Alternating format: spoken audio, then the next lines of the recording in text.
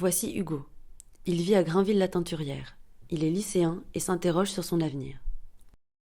Elle, c'est Hélène. Elle est propriétaire d'une exploitation de 100 hectares dans les alentours de Beauceville. Henri est un ingénieur agronome de l'Université du Havre. Il se rend chaque jour en Côte d'Albâtre pour travailler sur le nouveau foyer d'expérience de Saint-Riquier-Esplin. Anna, développeuse web, ne vit pas à Volatte-sur-Mer, mais elle s'y rend souvent pour profiter de sa maison de famille sur les coteaux.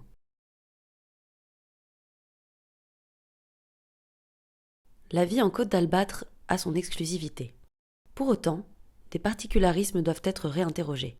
Une mobilité contrainte, une dépendance à la saisonnalité, une prégnance du modèle nucléaire, un secteur agricole peu diversifié, une identité et un patrimoine à dévoiler. Pour révéler le territoire, plusieurs actions, pratiques et usages pourraient être développés. 4 personnages vous proposent de les suivre et d'arpenter ce que pourrait être la Côte d'Albâtre de demain. Henri habite au Havre. Pour se rendre sur son lieu de travail à Saint-Riquier-Esplin, il emprunte la navette maritime de la Côte d'Albâtre, qui propose une halte à Saint-Valery-en-Caux. Pour poursuivre son parcours, Henri choisit d'utiliser le réseau Albatros, qui met à disposition plusieurs véhicules en libre service. Ces bornes alimentées, en partie par un système de mini-éoliens, sont disposées sur la côte, dans les villes, dans le grand territoire.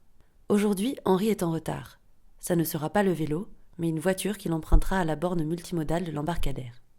Grâce à une application numérique dédiée, il peut indiquer sa destination, visualiser son temps de parcours, partager son trajet et les frais associés. Henri prend la route avec son covoitureur Hugo, direction le foyer d'expérience. Ce dernier est situé à la sortie de Saint-Riquier-Esplin, dans la continuité de la future zone de développement économique et touristique de Saint-Sylvain.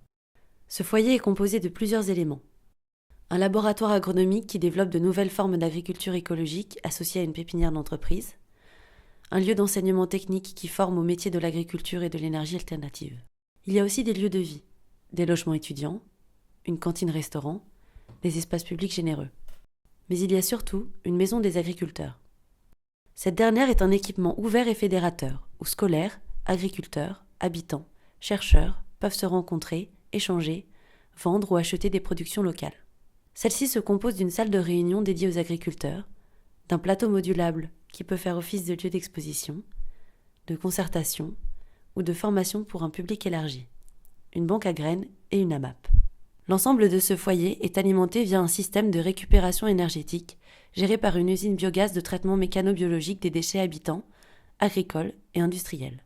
En bref, ce lieu est pensé comme un catalyseur d'innovation agricole, écologique et énergétique. À la maison des agriculteurs, Henri a rencontré Hélène. Elle vient régulièrement pour se renseigner et échanger avec les autres exploitants du territoire. Henri lui propose d'aller visiter une ferme témoin qu'ils ont récemment installée dans un clos masure.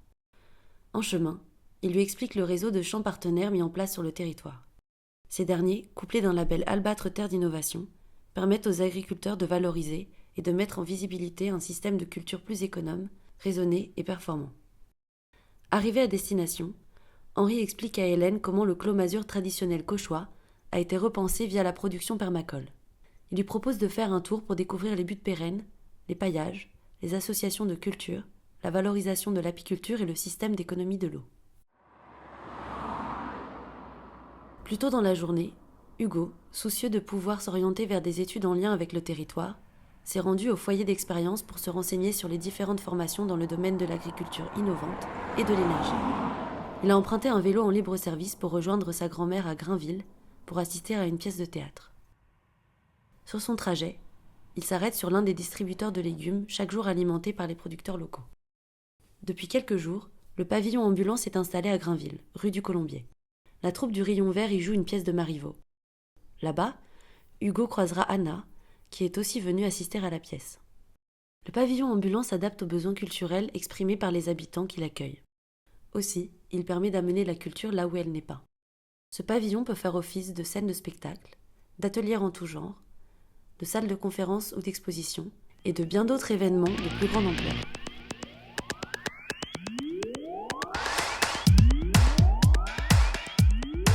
Éphémère et démontable, le pavillon ambulant fonctionne avec un assemblage de panneaux et de structures métalliques dimensionnées pour entrer dans un camion.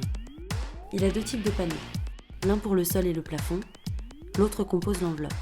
Cette dernière peut être de 3 natures, opaque, translucide ou transparente.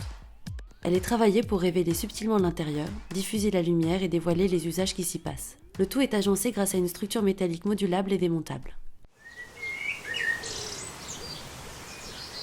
Anna possède une maison de famille à Velette.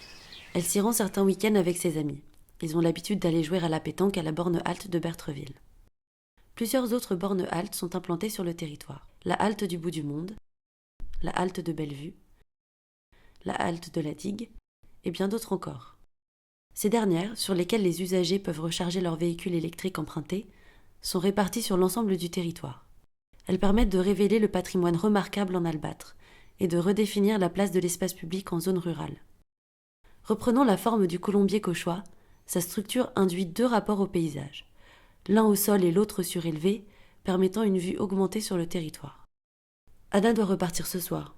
Elle laissera sa voiture à la borne libre-service de la gare d'Yvetot. La côte d'Albâtre est capable de se réinventer tout en étant sobre. En tirant parti de ses forces territoriales, elle peut développer un ensemble de services qui rendront son économie performante et valoriseront une expertise nouvelle en territoire rural. L'Albâtre de demain existe par et pour ses habitants. Leur trajectoire façonne et renouvelle son identité. On va faire ça tout à l'heure, là-bas, on en a pas fait. Hein? On va